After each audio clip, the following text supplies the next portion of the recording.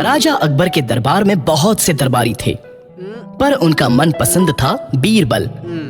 इस बात से बाकी दरबारी बहुत ही जलते थे। वो हमेशा बीरबल को राजा अकबर की नजर में गिराने की कोशिश करते थे, पर हमेशा नाकाम रहते थे।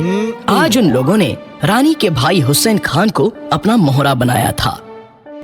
आप रानी के भाई हो, पर तब भी राज्यसभा में आपको कोई दर्जा नहीं दिया गया, जबकि आपको तो बीरबल का पद मिलना चाहिए था। अरे ये तो नामुमकिन है। मुझे वो पद भले ही कितना भी भाता हो, पर फिर भी बीरबल तो राजा के सबसे प्रिय व्यक्ति हैं। अरे क्यों नहीं, आप अपनी बहन से राजा को कहलवाइए। राजा कभी भी रानी की बात नहीं टालेंगे। हुसैन खान अपनी बहन के पास जाते हैं और अपनी इच्छा प्रकट करते हैं। वो रानी से मदद मांगते हैं। शाम में राजा अक्सर अपनी रानी से मिलने जाते हैं।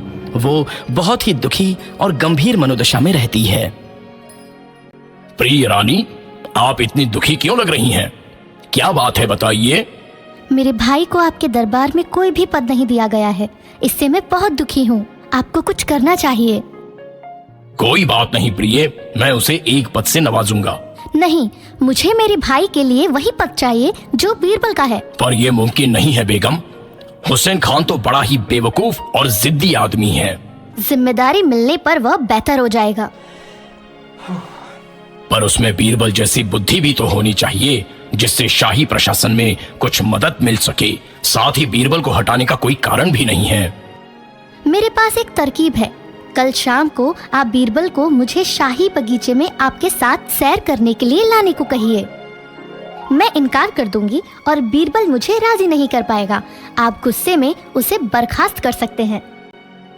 राजा अकबर मान गए और अगली शाम को वो बीरबल को बगीचे में बुलाते हैं। बीरबल, मेरी बेगम मुझसे बहुत नाराज है। क्या तुम उसे मनाकर मेरे साथ सैर करने के लिए ला सकते हो? तुम उसे खुश करने की कोशिश करना। अगर तुम उसे यहाँ नहीं ला पाए तो मैं तुम्हें बर्खास्त कर दूंगा और तुम्हारा पद अपनी बीवी के भाई को दे दूंगा।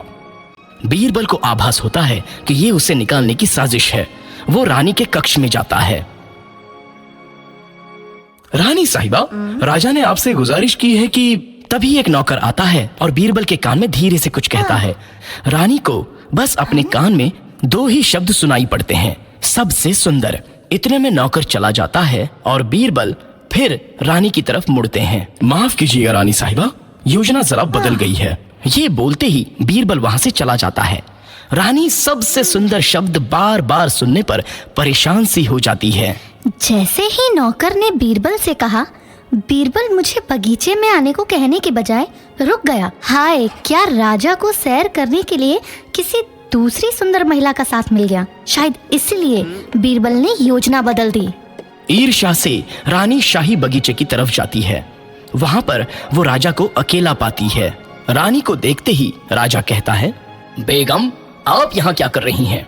आपने कहा था कि आप तो बीरबल की बात बिल्कुल नहीं मानेगी, तो आप राजी कैसे हो गई? रानी के पास इसका कोई जवाब नहीं था। बुद्धिमान बीरबल ने अपनी बुद्धि से अपनी पद प्रतिष्ठा बचा ली थी।